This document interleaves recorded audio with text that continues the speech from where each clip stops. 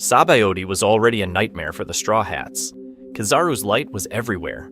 Pacifistas closed in. Sentomaru crushed their confidence on a battlefield they never understood. This was the moment their entire journey should have ended, and the only thing standing between them and total destruction was the silent, towering figure of Bartholomew Kuma. In canon, the moment he raises those massive paws, it isn't an execution, it is a salvation. Each repelling shock is a calculated mercy, flinging a crewmate across the world to an island tailored to their deepest needs and hidden desires. Luffy is sent to the monster-infested hell of Rusukaina to sharpen his raw power. Zoro crashes at Mihawk's castle to refine his blades against the strongest swordsman. Sanji lands in Kamabaka Kingdom to unlock terrifying new recipes and techniques. On the surface, it looks random, but Oda built a perfect training plan disguised as chaos. To understand how fragile that plan really is, the video has to look at Kuma himself. This is a man feared as a warlord, able to erase ships and cities with a single repelling strike, yet secretly working with Dragon and Vegapunk behind the world government's back. His Nikyu no Mi is more than a blunt weapon.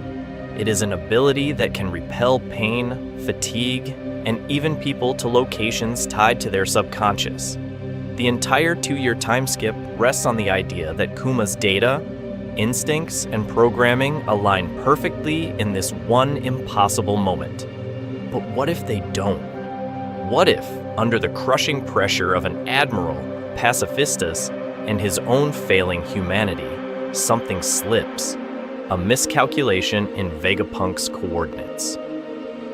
Interference from the marine signals, a single corrupted parameter in the logic that chooses each island. The first sign would be invisible on Sabaody, because the crew still vanishes in explosions of air and paw prints. The crazy part was that the real disaster would only begin once they landed. Imagine Zoro waking up on Kamabaka Kingdom while Sanji opens his eyes in Mihawk's cold stone halls. Imagine Luffy slammed into a Sky Island research lab instead of Rusukaina, never meeting Rayleigh for hockey training at all. Nami thrown into Heracles' deadly forest. Robin dumped in front of Silver's Rayleigh himself. Just how much would this scramble scatter destroy Oda's careful balance between personality, power, and purpose?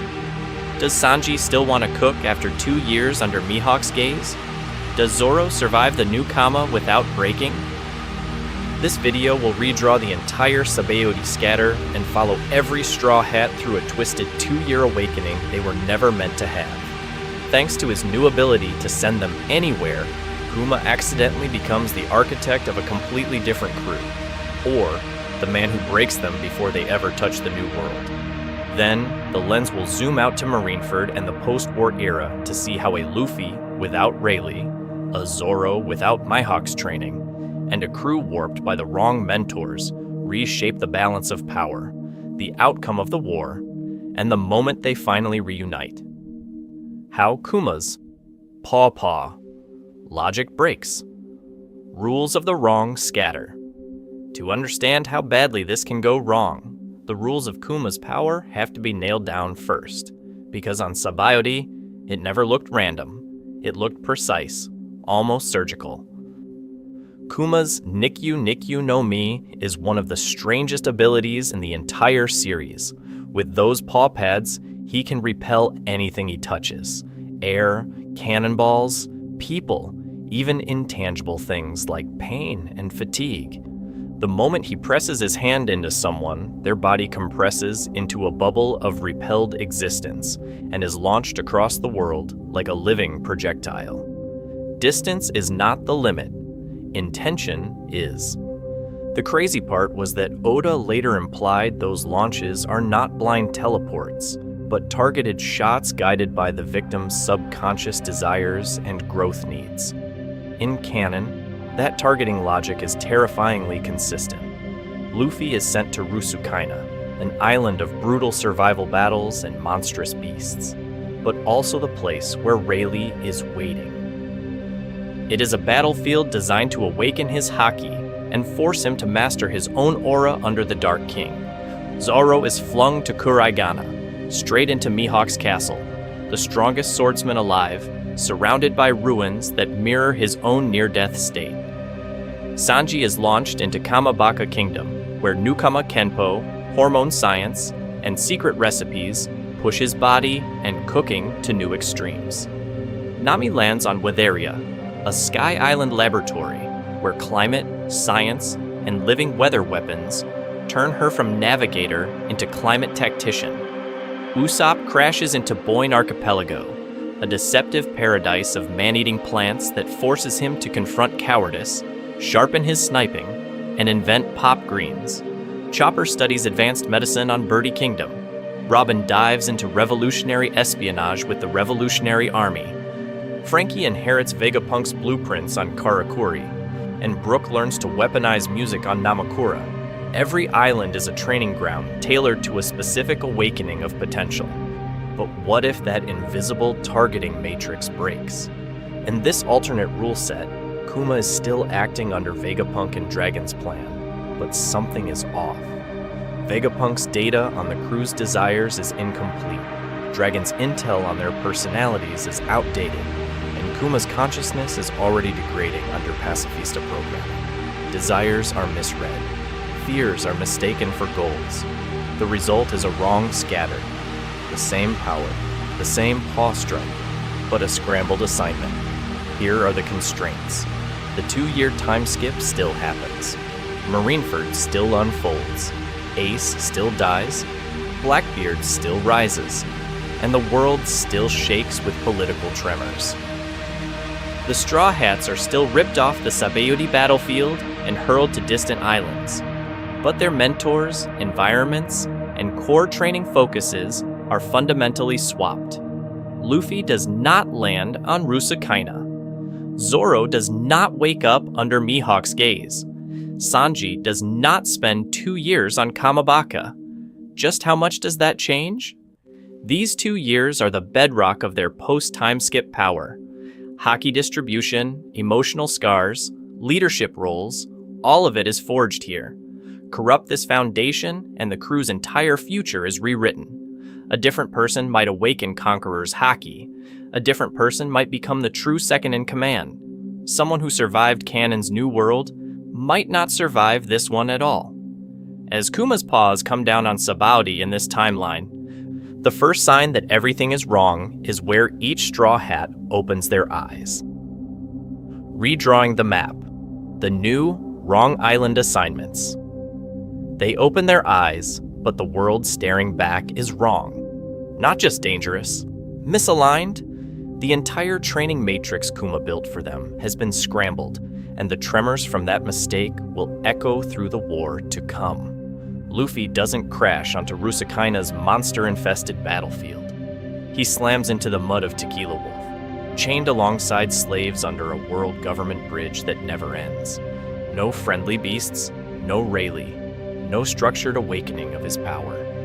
Just the sound of whips, the weight of sea stone, and the quiet, organized resistance of the Revolutionary Army watching him from the shadows.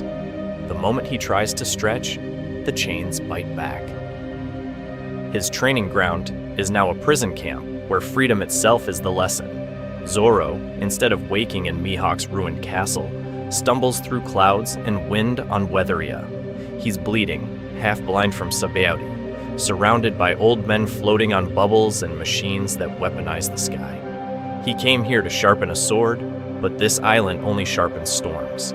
Just how much can a swordsman do when the battlefield itself keeps slipping out from under his feet? Sanji, who was supposed to learn discipline and Newcomer Kenpo on Kamabaka, now crashes into the Boyne Archipelago. Instant paradise, endless food. Heracles nowhere in sight at first, just forests that bloom and then try to eat him alive. Every tree is a trap, every fruit disguises poison, and the island tempts him to relax while quietly trying to destroy his body. The crazy part was that this place can make him stronger, but only if he survives the Hunger Games it's playing with him. Nami is the one who hits stone instead of clouds. she's hurled onto Kurigana Island, standing before Mihawk's dark castle with thunder rolling over a graveyard of swords. No cute Wadaria tech, no kindly Heridas, just the strongest swordsman in the world, a haunted mansion, and a climate so violent it looks like the sky is at war with itself. Her navigation skills meet sword auras and flying slashes. But what if the person Mihawk ends up refining here isn't a swordsman at all, but the crew's weather witch? The misplacements don't stop there. Usopp wakes up on Kamabaka Kingdom, shivering in that pink nightmare, forced into Nukama Kenpo drills that break his cowardice or his bones. Chopper lands on a sister sky island to Weatheria, a medical backwater where primitive doctors fumble with diseases they don't understand, pushing him to become their miracle or watch patients die. Frankie is blasted into a much harsher scrap heap than Karakuri, while Brook still reaches the Longarm tribe, but under hostile terms that turn his music into a weapon rather than a comfort. And then there's the anchor twist. Ruzakaina does not get Luffy. It gets Nico Robin and Silver's Rayleigh. The Dark King trains not the reckless captain, but the calm strategist with the world's most forbidden knowledge. Thanks to his new ability to read people, Rayleigh quickly realizes she isn't just another survivor. She's the key to the Void Century, standing on a living war zone designed to awaken monsters. If Luffy loses Rayleigh, but Robin gains him, who actually becomes the crew's strongest pillar after the time skip, and who gets left behind when destiny finally comes to collect? Luffy in chains. Tequila. Wolf instead of Rusukaina. And while Robin is quietly studying under the Dark King, her captain is living through a very different awakening. Luffy doesn't crash onto a jungle of monsters this time. He slams into ice. A frozen gale rips the breath from his lungs as he skids across steel and snow, chains ringing all around him. Tequila Wolf stretches out like an endless scar across the sea, an entire bridge of slaves and soldiers.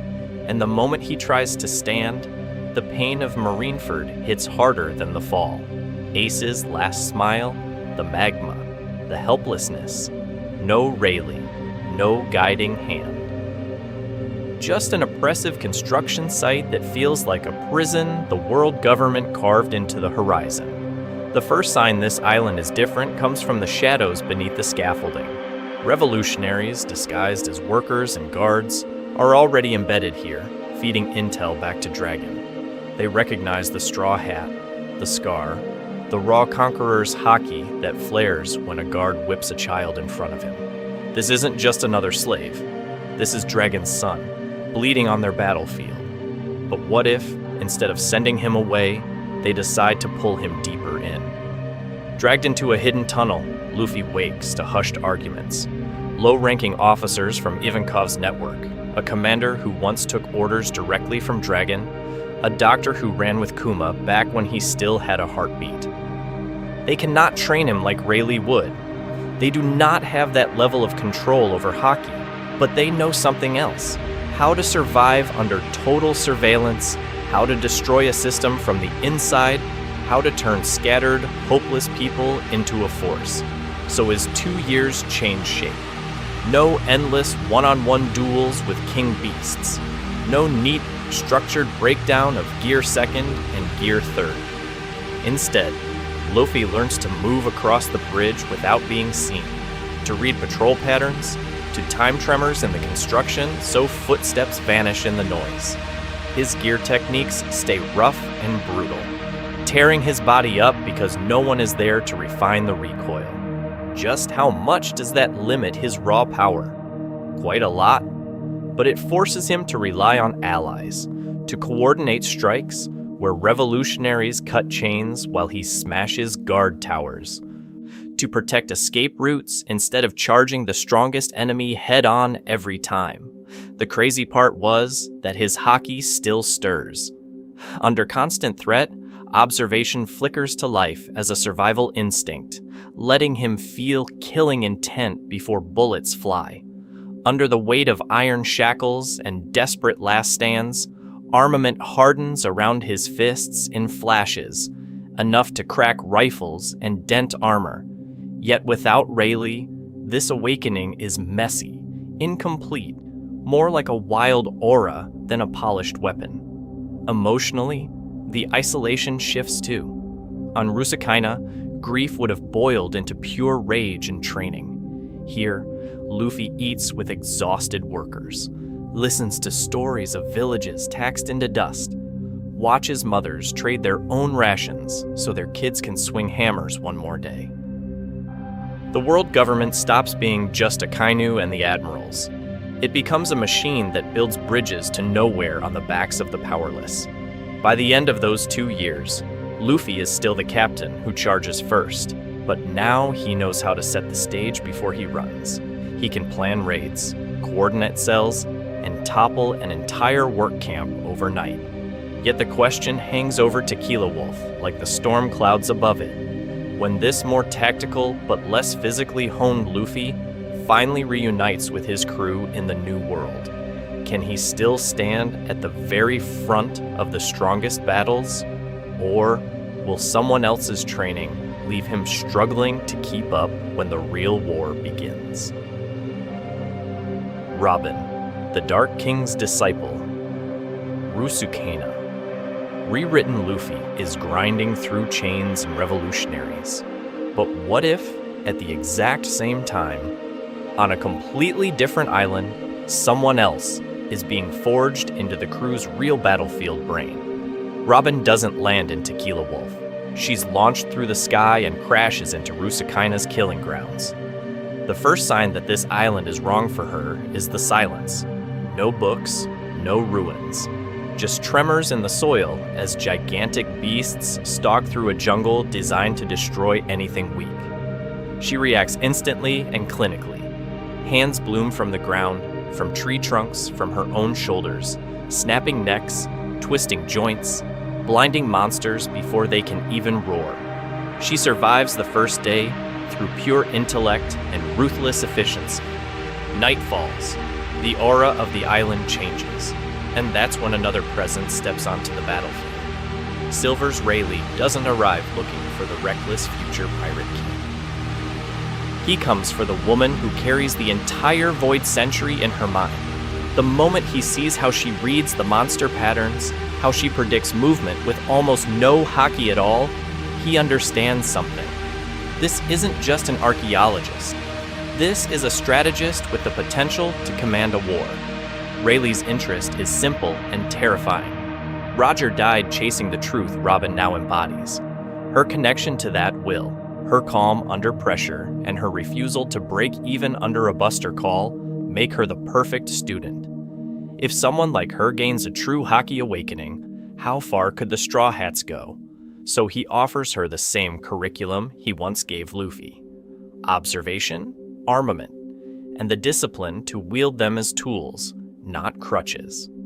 Thanks to his new ability as a teacher, tuned specifically to her mind, Robin's toolkit changes completely. She doesn't train by trading punches. She trains by mapping entire battlefields with observation, sensing killing intent before it even forms. She learns to harden every replicated limb with armament, turning simple grapples into unbreakable restraints and bone-crushing locks. Then comes something even stranger. Robin can't unleash classic Conqueror's haki, but Rayleigh pushes her to weaponize presence itself. She layers her calm cruelty over the island like a psychological conqueror's, using fear, feints, and unseen limbs to make enemies fold before a real clash even starts. The crazy part was that this doesn't just make her stronger, it makes her a commander. After 2 years, Robin walks off Rusakyna as the crew's hidden general. She can negotiate like a diplomat, plan like a tactician, and direct high-level combat with a few words and a gesture. So what happens when this Robin reunites with a Luffy who trained in Tequila Wolf's chaos instead of under the Dark King's hand? Does she quietly return to the background, or does the crew begin to orbit a new center of gravity? One where the captain charges ahead, but the true strategist captain stands in his shadow, steering the entire war from behind the scenes. And if that balance shifts, who is the next straw hat whose wrong island turns them into something the world government never prepared for? Zoro in the clouds, Weatheria's swordsman of the sky. And if Robin becomes the quiet gravity of the crew, then who becomes their cutting edge? The answer appears in the sky, because Zoro's wrong. Island doesn't feel like a battlefield at all. The moment he explodes out of Kuma's paw bubble, Zoro expects stone, blood, and killing intent. Instead, he crashes through a bank of clouds, slams into soft turf, and almost rolls straight off the edge of a floating island. No ruined castle, no hawk-eyed monster waiting with a blade drawn, just trembling elderly scientists, strange snails spitting wind, and an entire city drifting above the storm line. On Kuraigana, Mihawk's aura would have pressed down like a blade at his throat. On Weatheria, the pressure comes from something completely different, the sky itself. Zoro staggers, roars for the strongest swordsman, and gets handed a barometer. He cuts a weather balloon in half, and instead of praise, he gets yelled at for ruining a week-long experiment. The mismatch is brutal. Where is the war? Where is the master he needs to destroy? But what if that mismatch is exactly where his new awakening starts? The first sign is subtle. Hordus-like mentors drag him into their routines, using him as muscle to anchor rods into thunderheads, to slice open pressurized air pockets, to test how wind shears react to sudden impacts. Zoro doesn't care about charts, yet his body memorizes what his brain ignores. He feels how a gust curls around his swings, how thin air steals power, how dense, wet air makes each cut heavier. Soon, his training shifts.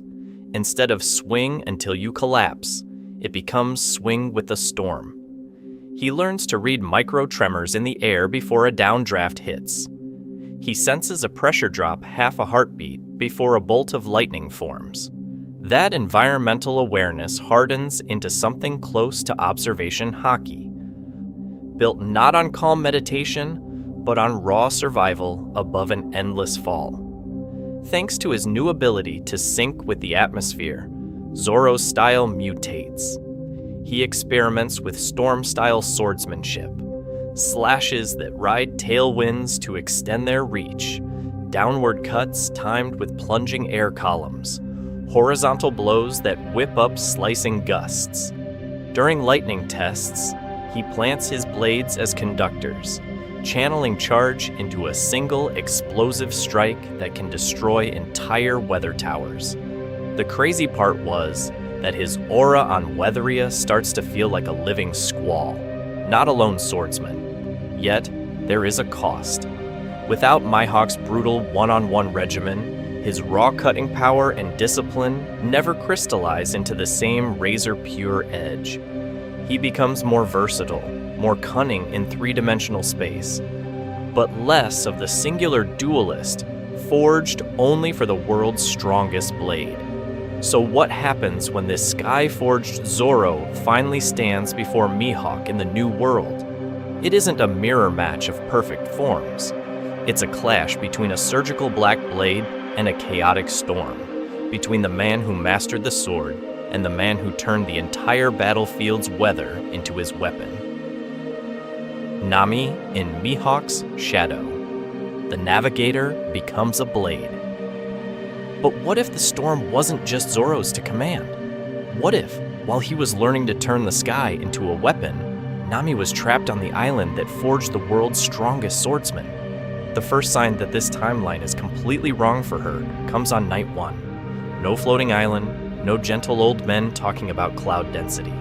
Just black waves hammering jagged cliffs, Gothic ruins swallowed by fog, and a castle that feels like it's staring back.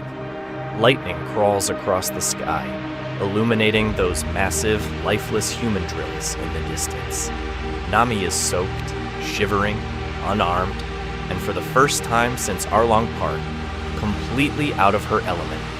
This is not a place for a support navigator. This is a battlefield that wants to destroy anything weak. Inside that castle, Dracule Mihawk barely reacts. To him, this is a mistake carried in by the storm. A trembling, money-obsessed navigator with no visible power, no killing aura, no reason to exist in the same space as Yoru. He watches her flinch at every thunderclap and dismisses her with a glance. But the moment she refuses to stay cowering in a corner, when she starts mapping the wind patterns, the tremors in the ground, the timing of the lightning to plan an escape route, something shifts. She refuses to die on a rock like this. She bargains, she schemes, she uses every scrap of weather knowledge to avoid the human drill's blades. And Mihawk notices. Not her strength, but her survival instinct, her precision, her refusal to be pathetic. So he offers her the bare minimum. Basic sword drills, simple cuts and guards, footwork to not embarrass herself, not to make her a rival, but to give her a means to not be prey. From there, Nami does what Nami always does, weaponizes information. She studies his stance, the way his aura vanishes before a strike, the absolute economy of movement. Then, she starts fusing it with what she understands best. Instead of a pure katana style, she modifies a lighter blade with climattack tech, embedding dials and weather nodes along the hilt and guard. Every swing becomes a conductor. She learns timing like a duelist and misdirection like a thief. A thrust that looks weak but hides a heat bubble. A retreating parry that drops a mirage of herself in a haze of sudden humidity. She cannot overpower the human drills, so she makes them swing at ghosts and punishes the openings with surgical, Mihawk-taught slashes. 2 years later, Nami doesn't return as someone who hides behind her staff. She walks onto the Thousand Sunny with the confidence of a fighter who has felt blades scrape her throat and lived. Her navigation and weather control are still her core, but now she can stand on the front line against mid-tier New World enemies, carving through fodders and holding off serious threats without relying solely on gadgets. And just how much does that twist the crew's balance? Zoro's swordsmanship has been diluted by Wadiria's experimental style, while Nami's has been sharpened under the shadow of Mihawk's throne. The gap between them doesn't vanish, but it narrows in a way no one expects. Suddenly, the strategist is also a duelist, and the old hierarchy of brains in the back, blades in the front starts to crack. As the crew reunites, that shift in respect and responsibility changes who gets listened to when the next impossible decision appears. But the crazy part was that Nami isn't the only one whose role has been rewritten by Kuma's mistake. Sanji versus the jungle. Boyne Archipelago's deadly chef. Sanji is the clearest proof. The moment he opens his eyes, there are no dresses, no okamas, no humiliation gags waiting for him. There is only a sky blotted out by jaws and petals. Boyne Archipelago closes around him like a trap. The first sign that something is wrong isn't a person. It's the ground itself trying to eat him. Carnivorous vines coil like sea kings, flowers fire darts with paralytic sap, and the land shifts as the island's stomach rumbles. This isn't Kamabaka's social nightmare. This is a straight survival war. Every second is a choice between being digested or adapting. That's when Heracles appears, not as a punchline, but as a savior and a teacher. Wrapped in armor and foliage, he carves a path through the jungle with seed bombs and precision shots, turning what looks like random wilderness into a controlled battlefield. Heracles doesn't care about Sanji's flirting, his chivalry, or his pride. He cares about one thing: understanding Boyne's lethal flora before it destroys them both. Under this mentor, Sanji's awakening takes a different path. Heracles teaches him to read the jungle's aura, the way a swordsman reads killing intent. Seed pouches become ammunition. Glands, powders, and spores become tools. Thanks to his new ability to judge toxicity, density, and spread at a glance, Sanji learns to kick seed projectiles that explode into binding roots, blinding pollen, or flame-like chemical reactions mid-air. His fighting style shifts from close-range pressure to mid-range control. Instead of refining Diable Jambe and discovering Skywalk, he spends 2 years learning how to shape the entire battlefield. He sets plant-based traps that spring up under an enemy's feet, coats his shoes with concentrated spices that burn skin and eyes, and times his kicks to rupture poison sacs at the exact moment of impact. Just how much more terrifying does a chef become when every step can trigger a chain reaction across the terrain? In the kitchen, the transformation is just as extreme. Sanji still dreams of the All Blue, but now he sees the sea as one more ecosystem of hidden weapons and cures. His recipes weave in microdose toxins to build resistance, antidote soups that flush venom, and stamina-boosting stews modeled after Boyne's monstrous plants. He becomes the crew's chef and their poison specialist, the one person who can both feed them and cleanse their systems after a chemical attack. But the crazy part was that this path also hardens him. Without Kamabaka's forced empathy training, without being broken down and rebuilt by people who shatter his ideas of gender and pride, Sanji comes back different. He is sharper, colder in combat, less of a comedic wreck around women, yet still chained to old ideals he never had to question. He has the power to destroy an entire squad from mid-range, but he lacks the emotional growth that Canon Sanji gained. And when this hardened jungle tactician finally steps back onto Sabaody, the skies themselves respond differently, setting up a reunion that doesn't just look stronger, but far more unstable. Usopp, the new Kama sniper, Kamabaka's unlikely warrior. But while Sanji is hardening in the jungle, another Straw Hat is dropped into a nightmare he never asked for. Usopp doesn't wake up on a quiet training island.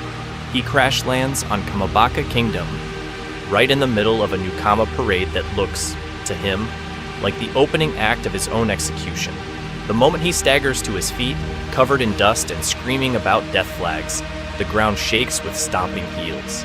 Not marine boots, high heels, feathered capes, glitter.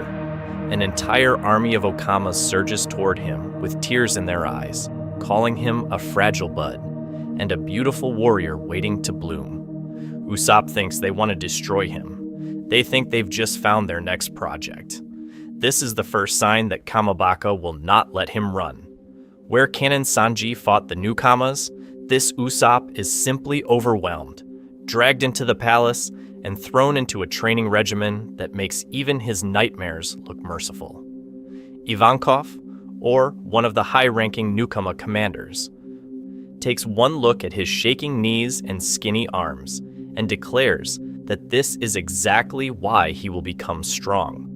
In Kamabaka logic, fear is not an excuse. Fear is raw material. So the training begins. Endless flexibility drills until his joints feel like rubber. Newkama Kenpo stances that demand balance, grace, and explosive movement. Sprint circuits in heels that force his center of gravity to change and his reactions to sharpen. Then come the hormone tweaks. Tiny, controlled injections that spike his stamina in short bursts, push his recovery speed, and give his body a temporary combat aura of resilience. Thanks to his new ability to ride these surges without collapsing, Usopp starts surviving sessions that would have destroyed Canon Usopp on day one. But what if the real awakening here isn't physical at all? Kamabaka is a kingdom built on transformation. No one apologizes for who they were, and no one is chained to it. Every time Usopp calls himself weak, a Newkama laughs in his face and forces him back into the mirror. If the entire battlefield is laughing at you, will you still stand? They ask. Slowly, painfully, he learns to weaponize the very thing he hates about himself, his fear. Just how much does that change his combat style? By the end of 2 years, Usopp is no longer a backline statue. He still snipes, but now he moves. He uses pop greens to create instant cover, then darts in with Nukama Kenpo footwork, spinning around opponents, landing palm strikes, and joint kicks before flipping back to range. His body, tuned by hormone conditioning and flexibility training, can tank glancing blows and roll with impacts that once would have shattered him. He becomes a hybrid fighter, weaving tremors of panic into precise, almost dance-like aggression. And here comes the pattern interrupt. Everyone expects Usopp to run from monsters, right? Picture the post-time skip Sabaody, but the Marines send in an Admiral-level force early. The air turns heavy. The crew hesitates. Then Usopp, the man who used to fake illnesses, sprints forward alone, not to win, to buy 10 seconds. He fires a barrage of plant-based smokescreens, slides under a devastating strike with Nukama footwork, and plants himself on the front line because Kamabaka taught him that a warrior is someone who stands, even shaking.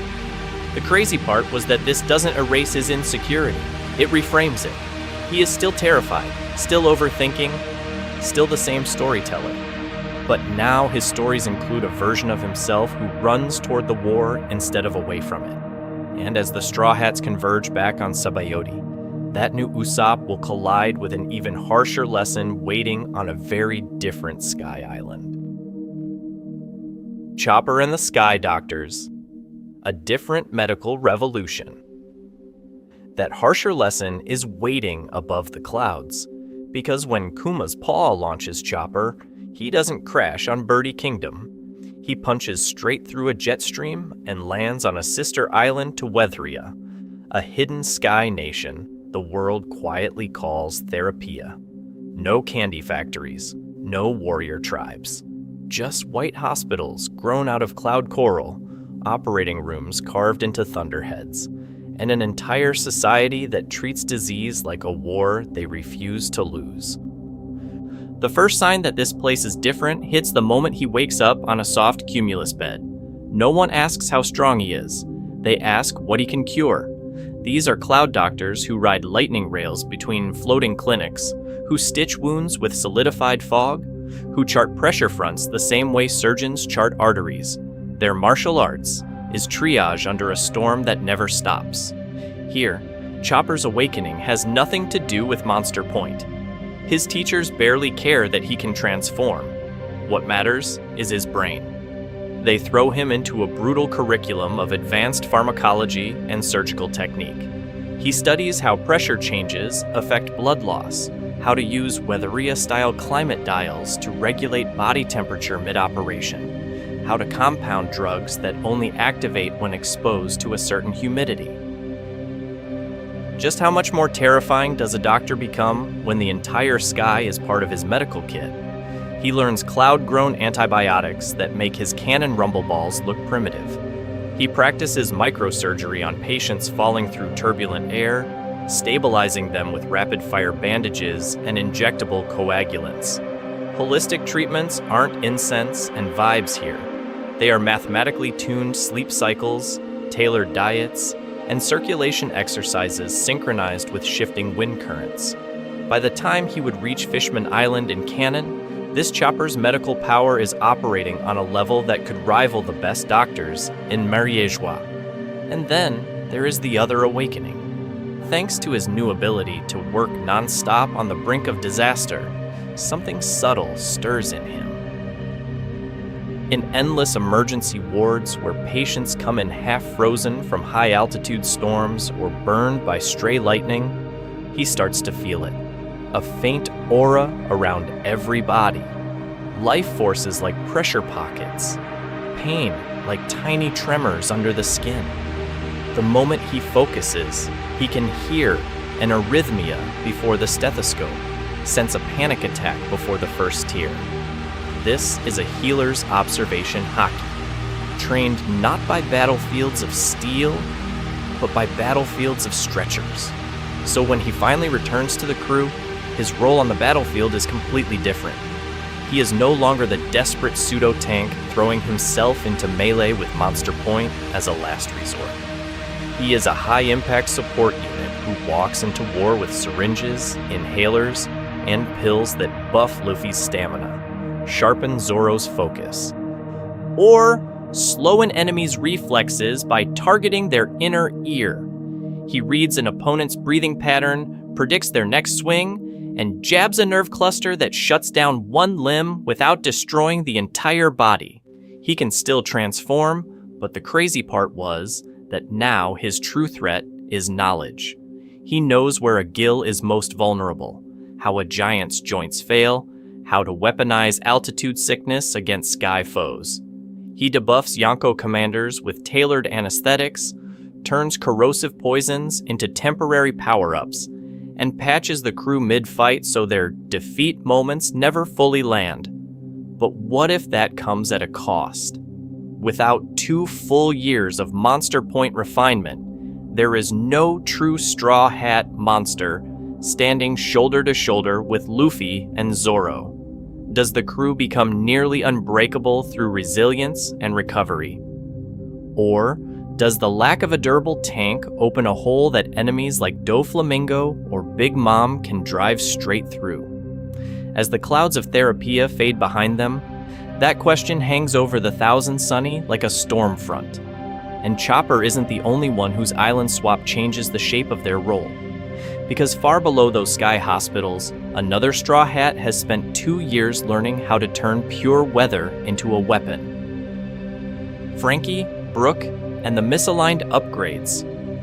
That weaponized weather line hanging over the Sunny sounds impressive. But what if the ship waiting beneath those clouds is weaker, stranger, and nowhere near the mobile fortress the crew remembers? Because while Nami is turning storms into a scalpel, Frankie's entire upgrade path has been thrown into chaos.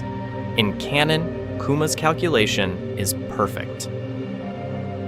Frankie lands in Baltimore, staggers into Vegapunk's frozen lab, and inherits the blueprints of the strongest scientific mind in the world. The moment he sees those plans, the Thousand Sunny's future as a warship is guaranteed.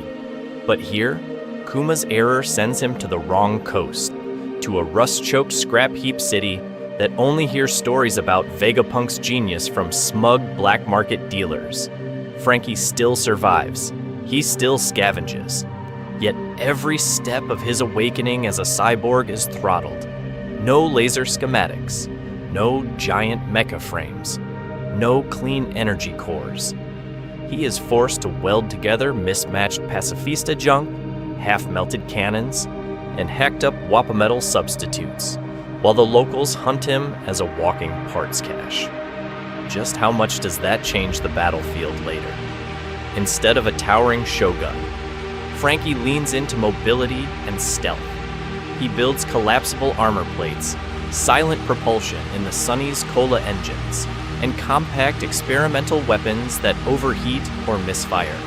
On Fishman Island, his Frankie Radical line is a volley of unstable mini-rockets that shake the entire plaza with tremors, but risk blowing out the Sunny's deck if fired too close.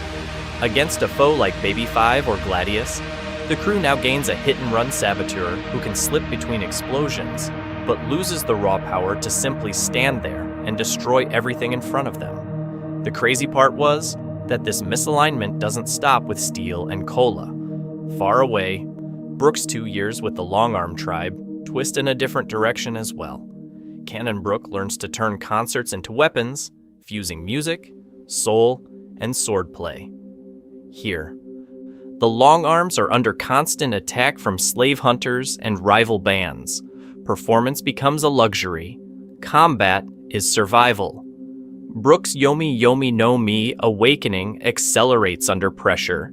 The first sign is horrifying. His soul slips out of his body mid-battle to intercept a bullet, his aura briefly visible as a chilling silhouette that freezes an entire raiding party in place. Thanks to his new ability, Brook returns as a far stronger Reaper and a far weaker performer. His ice-cold slashes bite deeper. His soul projection lasts longer. Yet his concerts are shorter, rougher, less joyful. The crew still gains a swordsman who can scout with his soul and terrorize enemies, but loses the constant morale engine that once turned any battlefield into a party. Put those two together, and the Sunny changes. No iron pirate to anchor the front line. No full-throttle ship-wide artillery. No musician whose laughter can drown out an emperor's aura of fear. The Thousand Sunny stops feeling like an invincible fortress and starts feeling like a fast, fragile raider held together by unstable tech and tired smiles. And those small losses will not stay small. When the reunited crew sails into Punk Hazard's poison wasteland and Dressrosa's living cage, the gaps in Frankie's armor and the cracks in Brooke's morale work together in a way no one expects. 2 years of divergence. How each straw hat really changes. Those cracks don't just stay in the ship, they run through the crew. And the moment the 2 years end, every straw hat steps back onto Sabaody carrying a different kind of power and a different kind of damage. Rapid fire before and after. Pre-Sabaody Luffy was pure impulse, a brawler who trusted guts more than plans. Now, after 2 years under Dragon's revolutionaries, he reads a battlefield like a general. He still charges, but now he asks, who's the symbol? Who's the supply line? What has to be destroyed first to end the entire war in one strike? Just how much more dangerous is a Luffy who thinks before he throws the first punch? Zoro went in as the blunt instrument, the future strongest swordsman who solved everything with steel. On Perona's haunted island with no Mihawk, he awakens something else: sensory discipline, observation, hockey drilled by survival, not mentorship. He becomes the crew's moving radar, feeling tremors in the air, killing intent in the fog. But his raw sword skill lags behind canon. His blades are less polished, his instincts sharper. Sanji pre-time skip was heart, chivalry, and explosive legs. 2 years in Mihawk's shadow harden him into a precision killer. He learns to dissect stances, to read sword auras, to treat every fight like a duel to the death. But what if that focus on lethal efficiency shaves off his softness? He comes back colder, less emotionally rounded, quicker to choose eliminate over protect. Robin is the clearest fracture. In canon, she returns as a quiet support. Here, trained directly by Rayleigh, she walks in with Conqueror's level presence without the actual Conqueror's haki. The first sign is how the crew unconsciously looks to her when the situation turns political or strategic. Thanks to his new ability to strip people bare with questions, Rayleigh has burned out her old paranoia. She becomes the calm, tactical second-in-command, speaking for the crew when Luffy is too blunt and Nami is too angry. Nami, forged under Mihawk instead of Weatheria, turns from navigator first into a genuine combat lieutenant. Her staff techniques evolve into precise, sword-adjacent forms, and her weather sense fuses with fighter's instinct. In certain matchups, her control over the battlefield's climate lets her rival even cannon Zoro and Sanji. She can't outpunch them, but she can shut enemies down before they ever reach the front line. Usopp is the wild card. 2 years in Kamabaka and Nukama Hell awaken a body and mind that refuse to run. He becomes a vanguard who sprints into danger to lay traps in real time, a shockingly reliable spearhead when the crew needs someone to eat the first volley and still stand.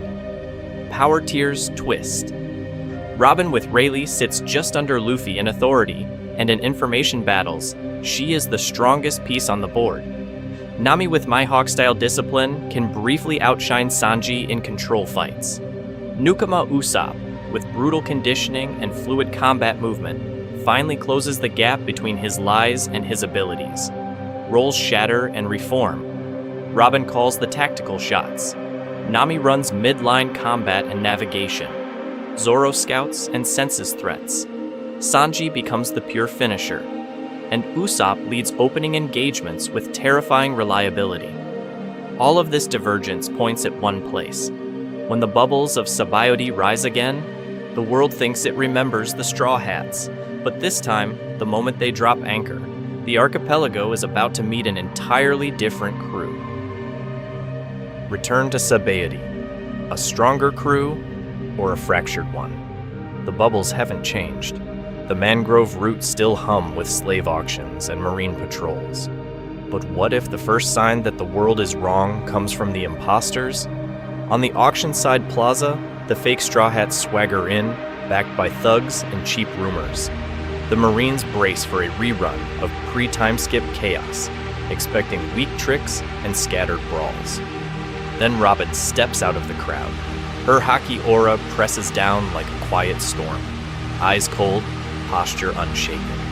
Nami walks beside her, sword at her hip, hand resting on the hilt with the easy confidence of someone who trained under a dark king. Usopp appears in a new Kama coat, chest out, no tremors in his voice as he calls out the imposters publicly and dares the Marines to test who is real. The moment the first rifles rise, the battlefield flips. Witheria Zoro doesn't just charge, he reads the wind. His sword swings cut through pockets of compressed air that Chopper has laced with volatile weather balls.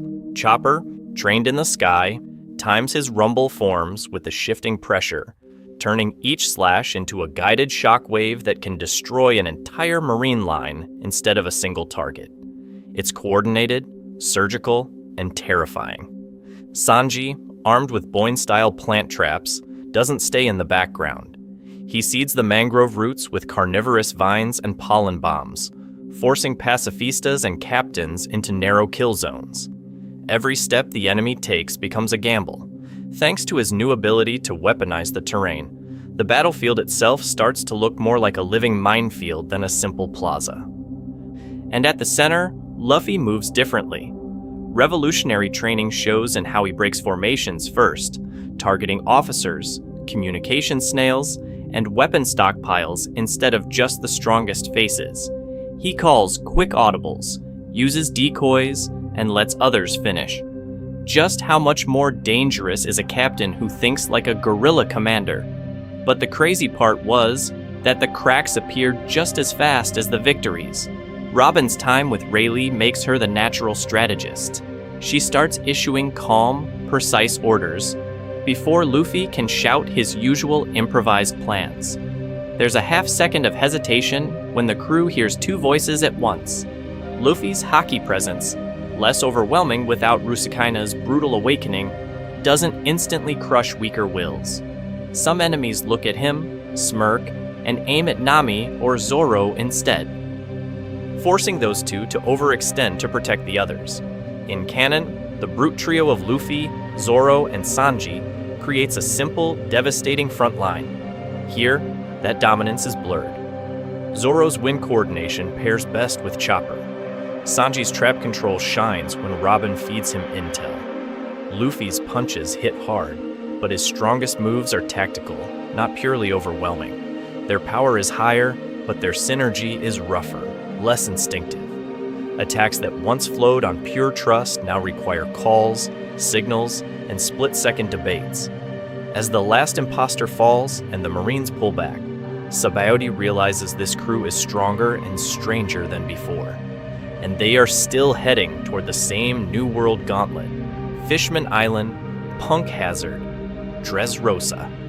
With this power distribution and these fault lines, those arcs are not just battles waiting to happen. They are pressure tests that could either forge a new strongest crew or destroy them from within. Fishman Island. Rewritten. Robin the spearhead, Luffy the symbol. Fishman Island becomes the first real pressure test, not just of strength, but of leadership, ideology, and how this mistrained crew actually functions under the sea. The moment they descend into the abyss, the differences start screaming. Robin, with Rayleigh forged hockey and espionage instincts, is reading the ocean like a battlefield.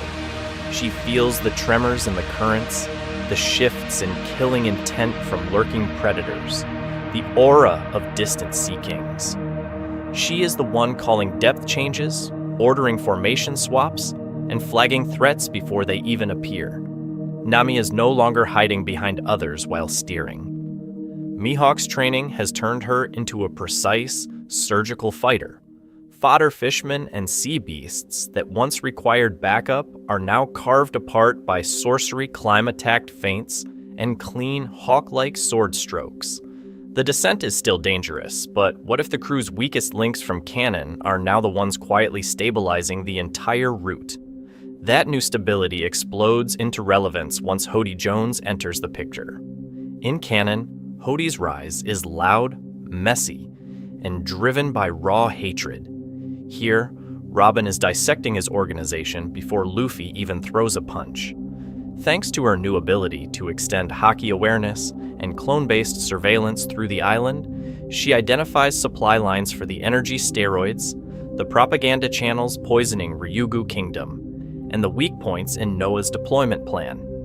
Nami, blade in hand, leads targeted strikes against weapon stockpiles and key lieutenants, dueling underwater with a Mihawk-inspired calm that terrifies the new Fishman pirates. Just how much damage can Hody do when his infrastructure is being quietly destroyed in real time? On the plaza, the spectacle changes again. Luffy is still the symbol of the new era, still the man standing between Hody and a slaughtered crowd. But his own gear and haki are not as polished as in the original timeline. His blows land, yet they do not instantly crush. Hody's drug-fueled durability lets him withstand early hits and even push Luffy back. The crazy part was that this does not weaken Luffy's presence. It amplifies the crew. Robin turns the plaza into a living trap, arms blooming from coral, pillars, even Hody's own subordinates, locking down movement and redirecting attacks.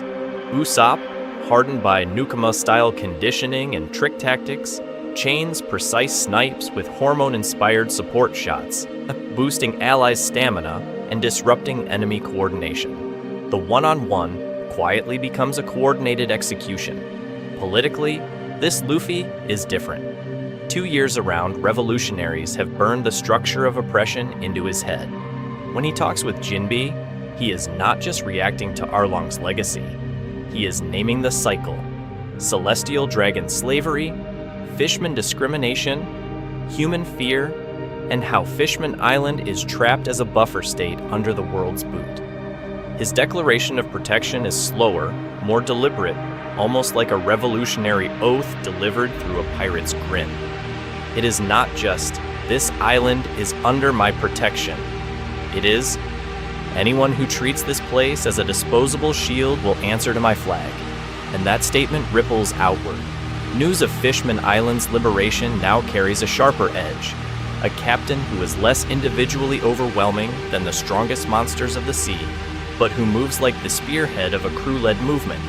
But what if that kind of symbol crashes into the Yonko system and the world government at the same time?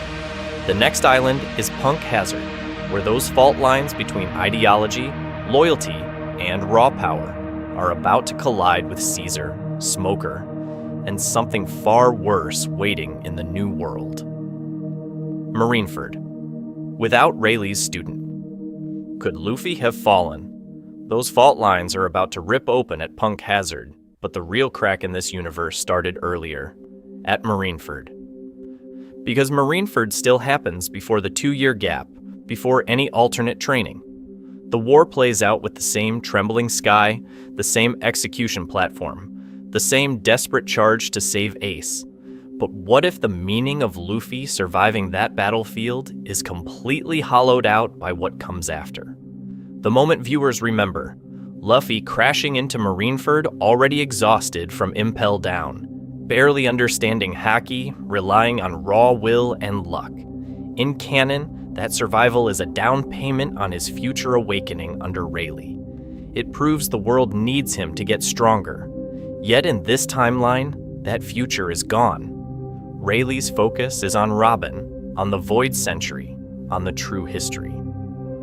Luffy's escape from Marineford stops being the prelude to a king's training and starts looking like a one-time miracle the universe will not repeat. This shift quietly rewrites Rayleigh's role in the war itself. In canon, his appearance later at Amazon Lily, his calm reading of Luffy's potential, and his decision to train him are framed as inevitable. Here, that inevitability cracks. If Rayleigh has already chosen Robin as the key to the world's truth, just how much emotional investment does he really have left for Roger's spiritual successor? Does he still rush to Amazon Lily to shepherd a broken rookie? Or does he stay in the shadows, protecting the scholar who can actually destroy the world government's entire lie? Luffy's collapse after Ace's death becomes even darker under that lens. On Amazon Lily, he is a shattered weapon with no craftsman to reforge him, no structured hockey boot camp on Rusakaina, no clear roadmap from reckless supernova to strongest spearhead of a crew-led movement. His choice to stand back up and declare that he will become Pirate King turns into a gamble with almost no scaffolding behind it. The crazy part was that the world still expects him to clash with admirals, Yonko commanders, and emperors, while he is locked into a future where his haki never reaches Rayleigh tier refinement. And that raises the real question: does he actually live long enough to see the endgame? Without that level of mastery, Conqueror's coding becomes harder to access, observation remains blunt, and armament never reaches the density needed to punch through monsters like Kaido or Akainu. Even with a much stronger crew orbiting him, every Marineford-level war from here on pushes Luffy closer to the edge. One bad matchup, one admiral too many, one emperor who doesn't underestimate him, and the legend stops on some nameless battlefield. This is the chilling hook behind Kuma's wrong scatter. It doesn't just alter training arcs, it quietly plants the seed for Luffy's eventual death deep in the New World, far beyond Marineford, because he never becomes the monster he needed to be. And as the story moves to Punk Hazard, the next clashes will show whether that seed is already starting to sprout. Power rebalancing. Who becomes the true second in command? And as Punk Hazard looms, the question stops being, are the Straw Hats strong enough? And becomes something far more dangerous. Who actually leads this crew when Luffy's instincts collide with reality? Because with Kuma's wrong scatter, the internal aura of command shifts. The first sign is Robin. Training under Rayleigh doesn't just sharpen her haki and assassination ability, it turns her into a true Dark King apprentice. She learns how Roger's crew moved, how they read the tides of an entire war, how to hide power until the moment it needs to explode. In this timeline, she walks back onto the battlefield with the calm presence of a vice captain, not just an archaeologist. But Nami is no longer just the navigator either. Under Mihawk, every swing of the Clima-Tact is treated like a blade. She learns precision, timing, and killing intent. Her weather control becomes a duelist's style, not a support role. She can destroy entire formations with pinpoint storms, and her tactical brain now has the confidence to challenge even Zoro in a direct argument. Just how much does that change who Luffy listens to when the seas turn black? Zoro, thrown into the storm-scarred hell of Rusakaina, becomes a different kind of monster. Surviving alone in a land built to break Luffy forces him to awaken a storm-style swordsmanship, cutting through living tempests, riding tremors in the air itself. His loyalty does not change. The moment he kneels for Luffy's dream in Thriller Bark still echoes. That spiritual pillar is unshaken. But what if his raw, frontline presence is no longer the only dominant voice at Luffy's side? Sanji, forged on Boyne Island, returns with the strangest versatility. Thanks to his new ability to weaponize monstrous plants, hypercaloric recipes, and improvised battlefield control, he becomes the crew's emergency strategist. When the entire area turns into a hostile zone, Sanji is the one who sees the angles no one else does. So who is second in command now? In battle, Zoro still commands fear. When swords are drawn and the strongest enemy steps forward, the crew naturally orients around him, for routes, alliances, and whether to even enter the New World's deadliest currents. Nami's word is law. And in the shadows, when Luffy's revolutionary blood pushes him to punch a celestial dragon or rush a Yonko's territory, Robin's Rayleigh-honed voice cuts through, outlining consequences, marine reactions, and world government counterattacks. Look at the key crossroads. Law's alliance, Nami pushes caution, Robin maps out the long game against Kaido, Zoro wants the fight. Doflamingo, Zoro and Sanji press for aggression. Nami warns about Dressrosa's politics. Robin quietly notes, CPO. Big Mom? Nami fears the sea routes. Sanji fears the political web. Zoro wants to test Luffy's awakening, and Robin is the only one who truly weighs what a Yonko war does to the Void Century's timetable.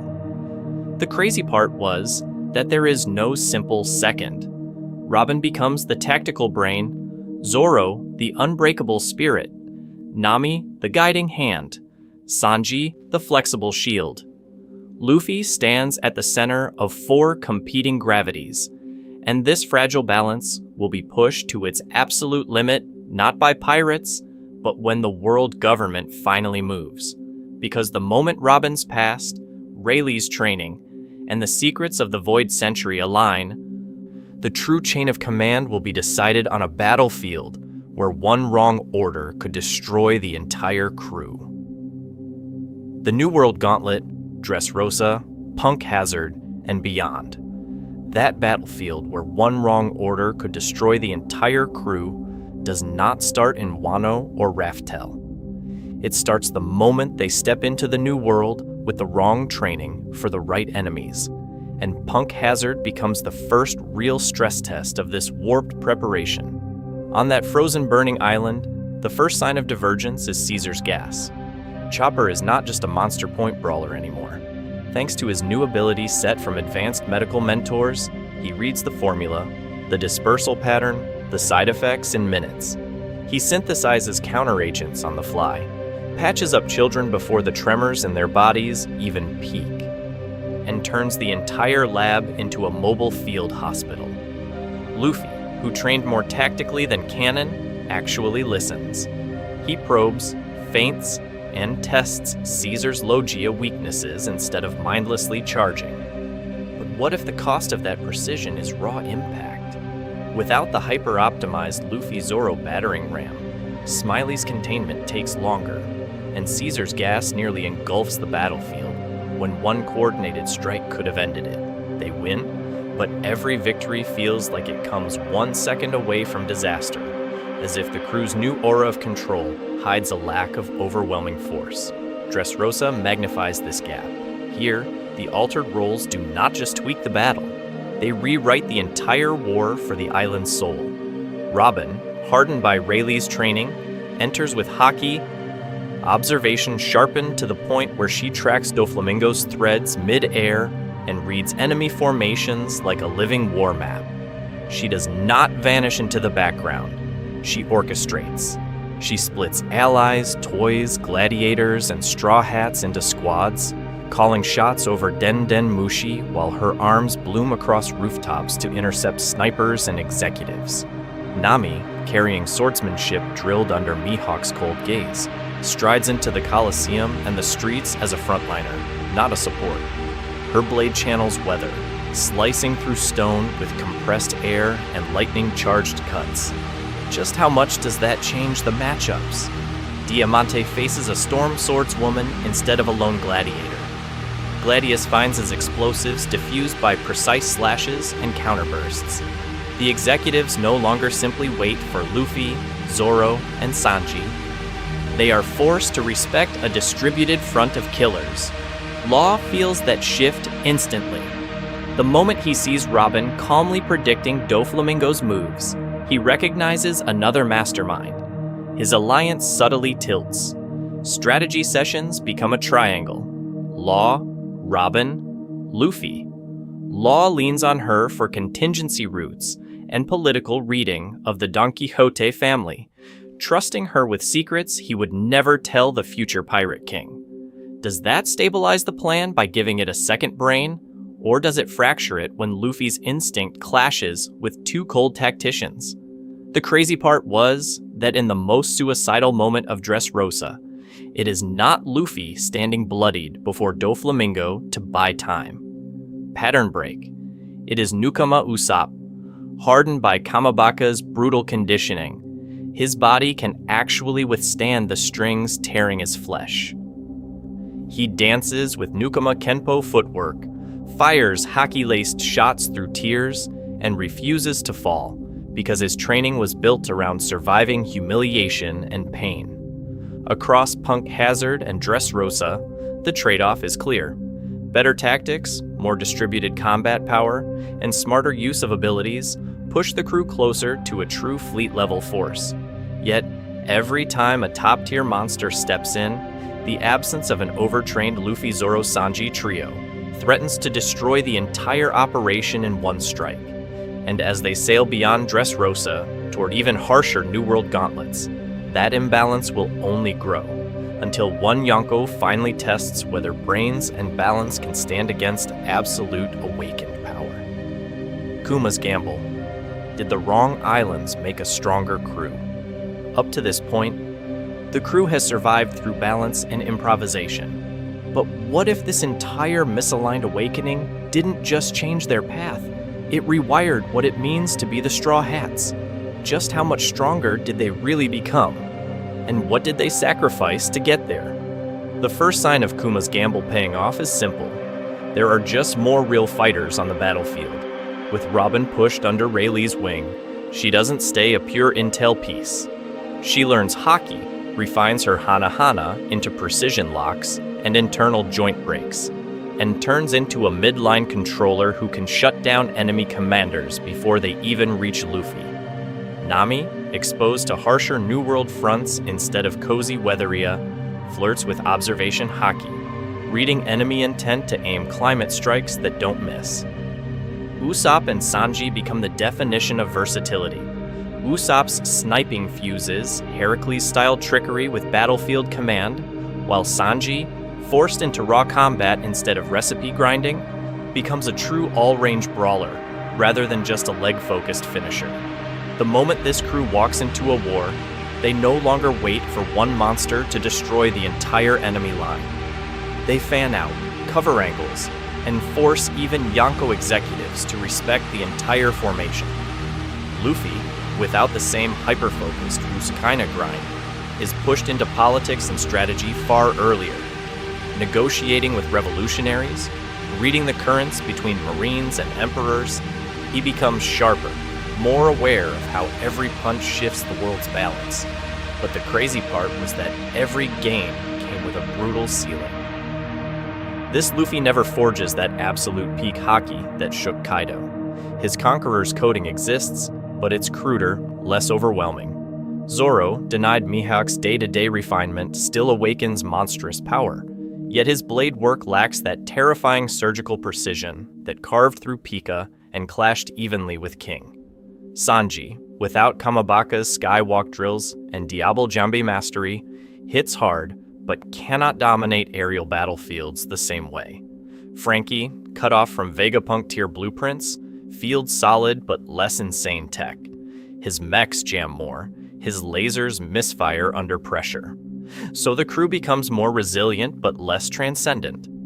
In a prolonged battle against commanders, they shine. Against Kaido, Big Mom, or an awakened Akainu, their distributed strength collides with a simple wall. Their top end is lower. They can stall longer, they can save more allies, but when the war demands that one fist split the sky, they hesitate. Psychologically, the cracks run even deeper.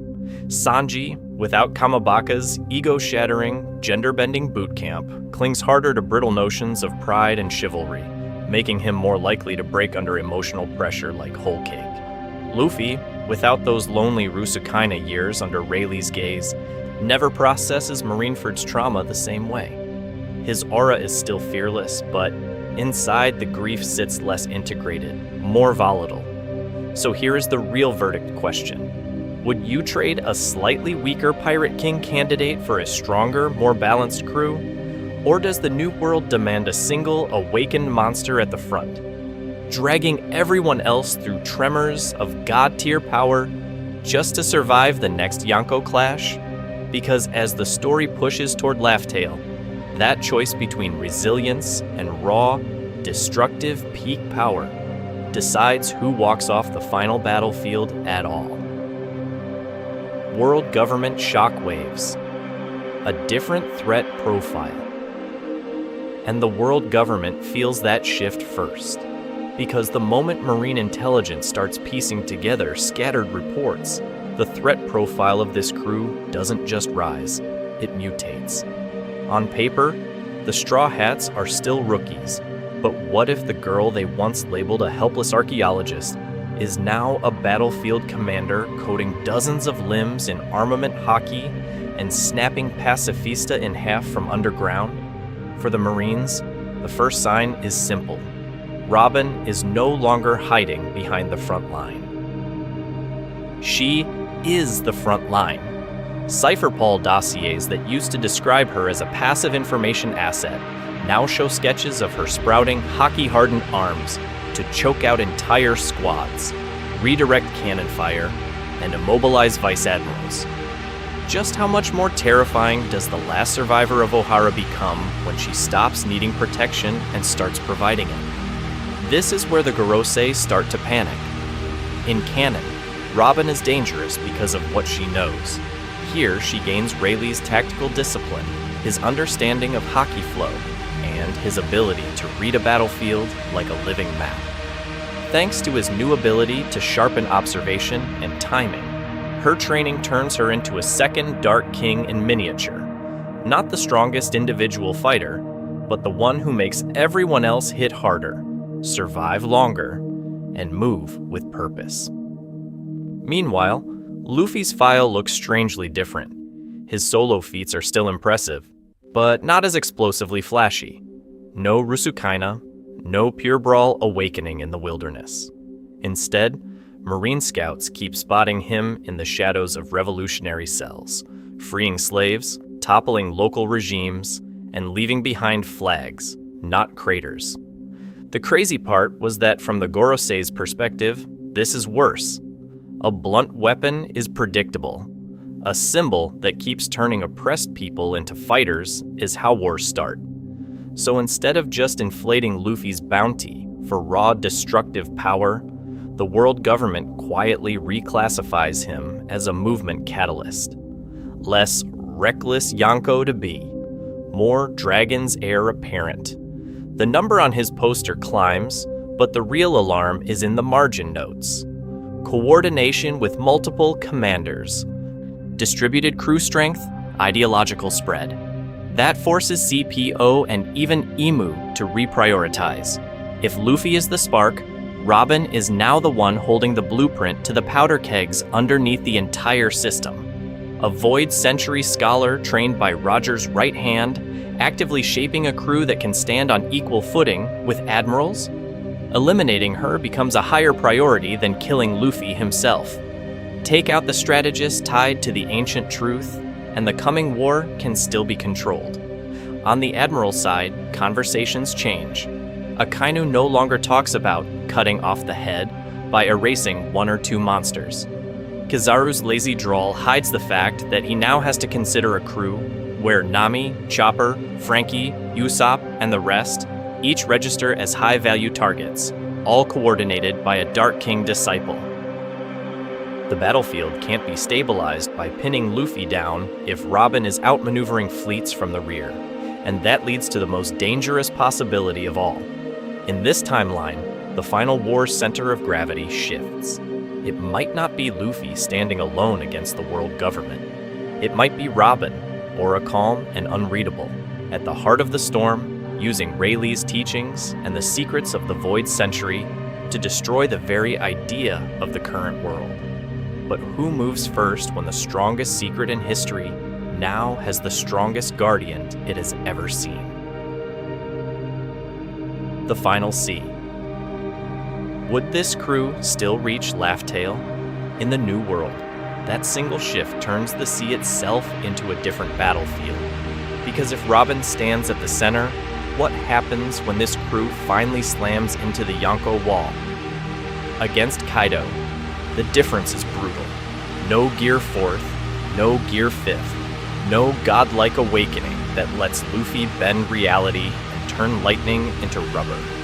The moment Onigashima becomes a war zone, this version of the crew leans on coordination, not a one-man storm. Zoro, hardened by harsher training, pushes his haki further.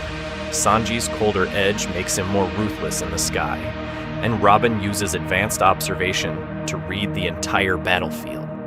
They can cut through the Tobiropo faster, isolate calamities, and reduce casualties. But what if that still isn't enough to actually destroy a beast who tanked island-level attacks in canon? Big Mom is different. Here, tactical discipline matters more than raw aura. Nami, trained under pressure instead of comfort, weaponizes climate and sea conditions to split fleets and short-circuit homies. Usopp and Frankie combine long-range fire with precise support, guided by Robin's intel. Sanji doesn't hesitate, doesn't wobble in the face of moral dilemmas, and the Straw Hats treat Totoland like a surgical strike instead of a desperate escape. Just how much more controlled does that entire war against a Yonko become when the crew thinks like a unit of specialists instead of a chaos engine following Luffy's instinct? Then there is Blackbeard. Different haki distributions mean a colder endgame. Luffy's Conqueror's haki flares less explosively, but Robin, Zoro, and even Jinbe carry more of the will burden. Leadership becomes shared, not singular. That makes the crew harder to decapitate, but it also blurs the chain of command when Teach's darkness turns the final island into a killing field. Who calls the final charge when the strongest will is no longer automatically the one wearing the straw hat? The Road Poneglyph race is where this crew looks terrifying. Thanks to his new ability to scatter them, Kuma unintentionally created the strongest information team on the sea. Robin, empowered, respected, and backed by Rayleigh's teachings, can locate, read, and interpret stones faster than the Yonko. The first sign that the balance has shifted is simple. The world government stops hunting the Pirate King and starts hunting the archaeologist. Every island becomes a trap. Every ally becomes a possible traitor. The crazy part was that her personal danger skyrockets at the exact moment the crew's chances mathematically improve. And under that pressure, cracks form. Sanji's harder edge clashes with Luffy's broader revolutionary focus. Robin's elevated authority forces Zoro to choose between the captain's dream and the historian's mission. In the final sea, unity is not guaranteed. Here is the pattern interrupt. What if the cannon crew only reaches Laugh Tale because Kuma did not make this mistake? What if this stronger crew fails precisely because Luffy never becomes the unstoppable force the world needs? Yet access to Laugh Tale was never just about power. It was about information, will, and unbreakable trust. In those categories, this crew might already be the strongest version of the Straw Hats the world could fear. But if Laugh Tale still waits at the end of the Grand Line, then one last question remains. How does the world government respond when it realizes this is not just a pirate crew anymore, but the spearhead of a new age? Verdict: the price of a miscalculation. That realization changes everything. Because if this is no longer just a pirate flag, but a revolutionary banner, then Kuma's mistake stops being a random misfire and becomes the single most important miscalculation of the entire war for the future. Look at how far the divergences push them. Luffy, trapped at Tequila Wolf, does not spend 2 years perfecting raw combat on Rusakaina. He spends them breaking chains, watching slaves from every sea rise up, learning that the world government's cruelty is not an abstract idea, but an everyday battlefield. The moment he returns, He is less a wild cannonball and more a spear aimed directly at the system itself. Robin, standing beside Rayleigh instead of Nami, becomes the crew's quiet strategist and historian of power. She learns Haki theory, the flow of advanced armament, the way conquerors' Haki shapes legends. Zoro on Witheria trades one-on-one sword lessons with Mihawk for an awakening in environmental combat, cutting through storms, reading air pressure, turning the entire sky into a weapon. Nami under Mihawk becomes something else entirely, a tactical commander who understands lethal precision, timing, and killing intent, not just climate. Sanji's time on Boyne Archipelago twists his growth too. Surrounded by lethal plants instead of Nukama Kenpo, he becomes a survivalist and poison expert, trading some of his future raw power for battlefield control and support. Usopp on Kamabaka learns more than tricks. He learns how identities can be rewritten, how bodies and wills can transform. He returns as the emotional and ideological bridge between revolutionaries and pirates. So what is the verdict? This wrong scatter forges a crew that is more politically aware, more tactically distributed, and far less reliant on a single hero to destroy everything in front of them. Their power is spread like a net, instead of focused into one unstoppable spear. But what if that is exactly the problem? Just how much is lost when Luffy and Zoro do not become the overwhelming, destiny-defying monsters they were in canon? Marineford becomes the symbol of that trade. In the original timeline, it is the war that breaks Luffy, but also forges the legend that will one day shake the entire world. Here, Marineford is still a tragedy, but its echo is different. Instead of birthing a singular Pirate King candidate, it births a crew that thinks like a movement. And this loops back to Kuma. His secret deal with Dragon and Vegapunk was always about protecting Luffy's future.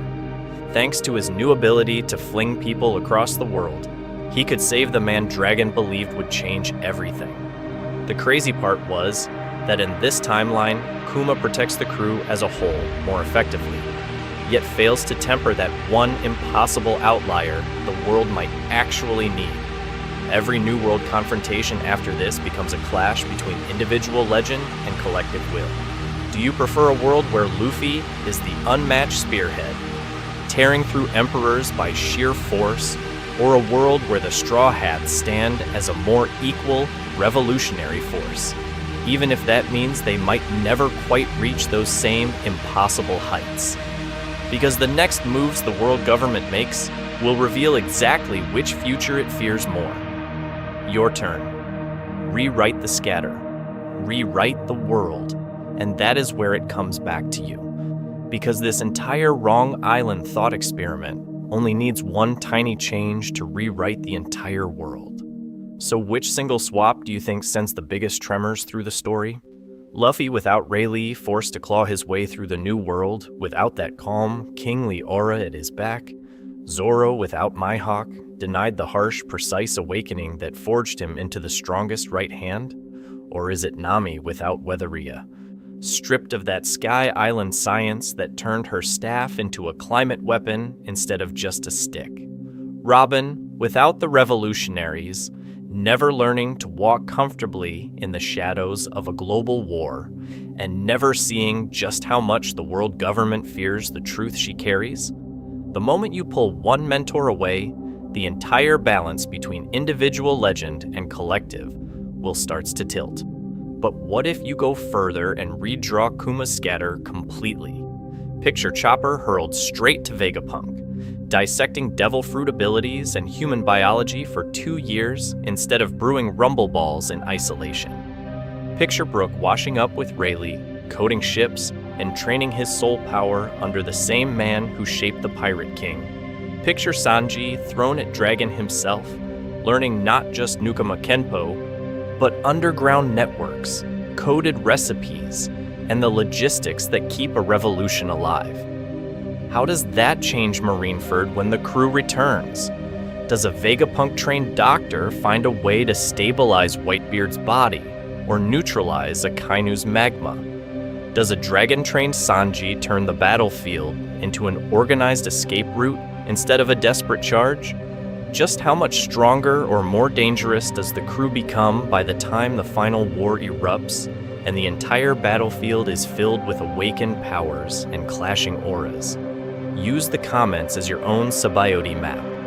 Lay out your custom scatter. Who gets sent where, which mentor they steal, and which future gets destroyed or saved because of it. Explain how your version changes the 2-year gap, the reunion, and the new world that follows. The crazy part was that Kuma's ability always looked like a clean rescue operation, but tilt one paw, misjudge one subconscious desire, and suddenly the strongest pirate era in history belongs to a completely different crew. If you want deeper dives, Say Which Swap should get its own full episode. A world where Robin trains Luffy under Rayleigh. A canon timeline where Zoro becomes a true weather swordsman. Thanks to his new ability in your scenario, which Straw Hat becomes the real nightmare of the world government? If these high-stakes One Piece what-ifs hit the way you like, make sure to like, subscribe, and share this video with someone who argues power scaling for fun. Then drop your wildest Kuma miscalculation in the comments. Because in a sea this big, one wrong island is all it takes to change everything.